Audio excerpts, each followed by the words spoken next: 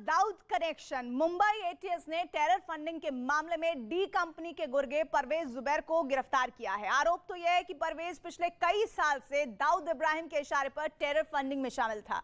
अब जांच एजेंसियां टेरर फंडिंग का दाऊद कनेक्शन खंगालने में जुट गई हैं।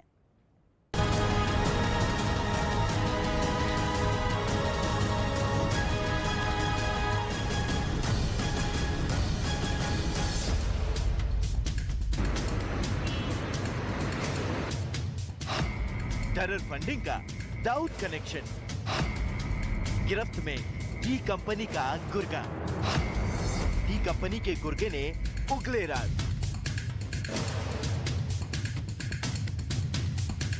टेरर फंडिंग की कमर तोड़ते हुए मुंबई एटीएस ने डी कंपनी के गुर्गे परवेज। किसान ने उगाई फसल की कीमत तय करेगा किसान। किसान खुद अपना मालिक बनना चाहिए। फ्रीडम ऐप को अभी डाउनलोड करें और खुद अपना मालिक बने।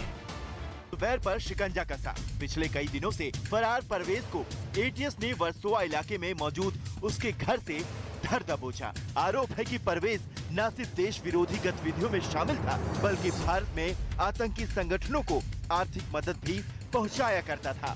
जांच एजेंसियों के मुताबिक परवेज डी कंपनी के ड्रग्स कारोबार से भी जुड़ा है। पैसा जो है वो हिंदुस्तान में आ रहा है और यहाँ पर टेररिस्ट एक्टिविटीज को प्रमोट करने के लिए पैसा यूज हो रहा है। टेरर फंडिंग में पकड़े गए परवेज पर जब न्यूज 18 ने छोटा शकील से फोन पर बात की तो उसने पल्ला झाड़ लिया। क्या आप इन्हें जानते हैं? परवेज जुबैर मेनन। उसको लेके जाओ, उल्टा लटकाओ उसको और उससे ही पूछो कि उसका डी कंपनी से क्या लेना देना है, क्या लिंक है। हम जानते हैं, अभी तो फर्स्ट टाइम मैं नाम सुन रहा हूँ उसका, और ना अनीस से कोई लेना देना है। चैट से खुला टेरर फंडिंग का राज। दाऊद के छोटे भाई अनीस से बात। 8 साल में 54 बार दुबई गया परवेज। सूत्रों के मुताबिक जांच के दौरान परवेज के मोबाइल फोन से टेरर फंडिंग से जुड़े कुछ चैट भी मिले और दावा किया जा रहा है कि परवेज ने टेरर फंडिंग से जुड़ी चैट दाऊद के छोटे भाई अनीस इब्राहिम से की थी। सुरक्षा एजेंसियों के मुताबिक परवेज साल 2014 से 2022 के बीच 54 बार दुबई गया था।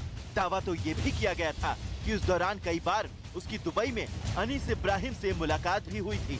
असल में परवेज की गिरफ्तारी से पहले एनआईए और ईडी ने दाऊद इब्राहिम के करीबियों के ठिकानों पर छापेमारी की थी, जिससे उसके गैंग में हड़कंप मच गया। हालांकि इस मुद्दे पर छोटा शकील ने न्यूज 18 को सफाई दी।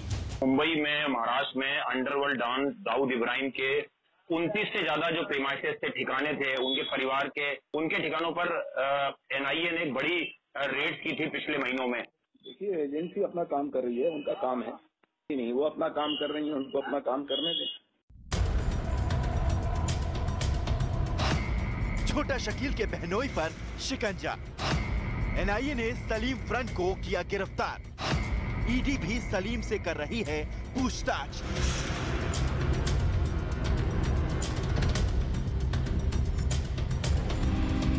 एनआईए ने छोटा शकील के बहनोई सलीम फ्रूट को भी गिरफ्तार कर लिया है। नवाब मलिक मामले में ईडी भी सलीम से पूछताछ कर रही है। न्यूज 18 ने फोन पर छोटा शकील से सलीम फ्रूट के बारे में भी सवाल पूछा था। जो ग्रांट रोड से जो आपके साधु हैं सलीम फ्रूट्स, उनको भी डिटेन किया गया था। उनसे कई दौर की इंट्रोगेशन जो है वो एजेंसी ने की थी। उनसे किस तरह के रिश्ते आपके हैं? उनसे आपका ताल्लुकात क्या है? पारिवारिक है या कंपनी का कोई उनसे लिंक है, डी कंपनी का? देखिए, फैमिली में तो कंपनी से तो कोई लिंक नहीं है। फैमिली फैमिली है, ये एक अलग चीज है जी। कंपनी में कोई नहीं है। कंपनी से कोई लेना देना नहीं, किसी का भी, कोई भी फैमिली के कोई भी पर्सन का कोई लेना देना नहीं है।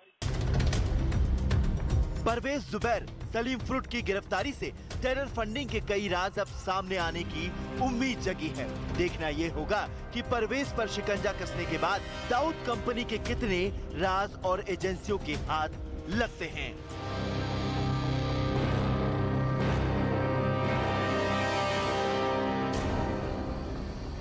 इधर डी कंपनी के गुर्गे परवेज पर अब एटीएस के हाथ कई और जानकारी भी लगी है। एटीएस के सूत्रों के मुताबिक साल 1993 में अवैध वसूली के केस में फरार होने के बाद परवेज डी कंपनी की मदद से दुबई में सेटल हो गया और वो दुबई से ही डी कंपनी के लिए भारत में ड्रग्स की सप्लाई का कारोबार चलाने लगा। हालांकि उसका परिवार मुंबई में ही था और इस बीच परवेज ने अनीस इब्राहिम के संपर्क में रहते हुए भारत में टेरर ऑपरेशन के लिए अलग अलग गुटों और संगठनों को पैसा मुहैया करवाया। केंद्रीय एजेंसियों के रडार पर आया परवेज भारत में एक बिजनेसमैन बनकर आता था और फिर डी कंपनी के सिंडिकेट से जुड़े लोगों और ट्रांजैक्शन का पूरा हिसाब किताब करके लौट जाता था।